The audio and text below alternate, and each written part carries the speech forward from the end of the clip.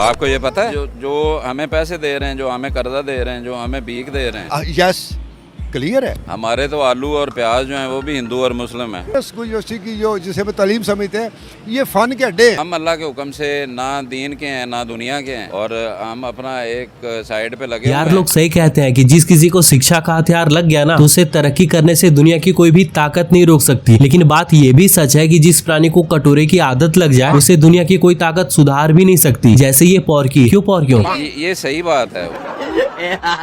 क्योंकि जब से इन पॉर्कियों का मुल्क बना है, मतलब 1947 में, तब से ये पॉर्की अपने घर को चलाने के लिए पहले से ही आजाद देशों से डॉलर लेते थे, और वो सब इनको भीख में डॉलर दे भी देते थे। है कि नहीं पॉर्कियों? 1947 बहुत दूर है। 1947 के बाद वाले बहुत सारे मुल्क हैं जो हमें पैसे दे रहे हैं, जो हमें कर्जा दे रहे हैं, जो हमें भीख दे रहे हैं। ये बातें बताई नहीं जाती, नजर लग जाती है। लेकिन हैरानी तो इन पॉर्कियों से इस बात की है कि इतने सालों से ये दूसरे देशों से डॉलर लेते आ रहे हैं, लेकिन खुद के देश में अभी तक कुछ ऐसा एक चीज नहीं बना पाए जिससे दूसरे देश से एक्सपोर्ट करके कुछ डॉलर कमा पाए। उसके जगह पे ये बनाते भी हैं, तो क्या बनाते हैं? हमारे यहाँ टैंक और मिसाइल बन जाते हैं, लेकिन गाड़ी नहीं बनी कभी। खाओ माँ कसम। वो जो बनी थी वो अल्लाह के हुक्म से वैसी बनी है जो जैसे हमारी नेचर है।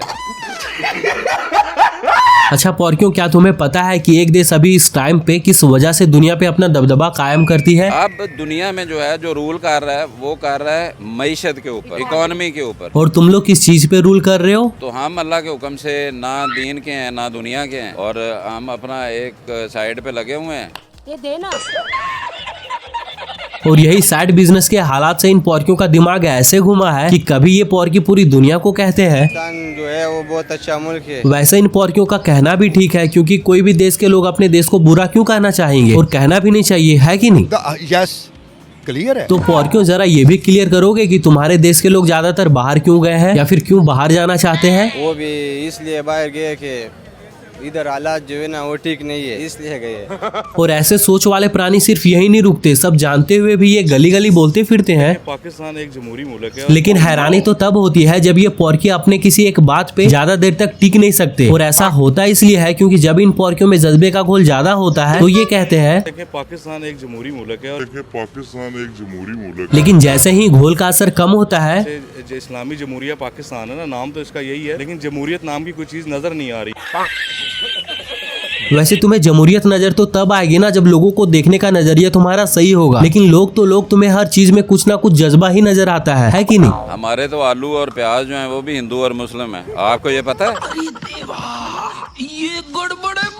सिर्फ गड़बड़ ही नहीं है, पूरा गड़बड़ का खदान है ये लोग, और ये गड़बड़ कभी ठीक भी नहीं हो सकता, क्योंकि जहाँ दुनिया के लोग स्कूल कॉलेज को ज्ञान का घर कहते हैं, वहीं ये पॉर्की कहते हैं ये जो है ना स्कूल यूनिवर्सिटी की जो जिसे मैं तालीम समझते हैं, ये फन के अड्डे हैं।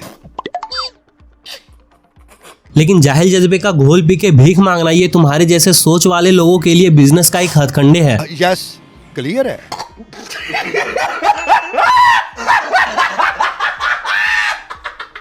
तो अब तुम लोग खुद ही सोचो पॉर्कियों, जो स्कूल कॉलेज को फन के अड्डे समझे और डॉलर लेना बिजनेस, तो वो देश कभी सही से आटे की रोटी खा पाएगा? हम में कौम जो है हम हैं ही इसी काबिल। मतलब दुनिया के सामने कटोरा हिलाओ और खा पी के जन्नत चले जाओ। बिल्कुल ऐसे ही है।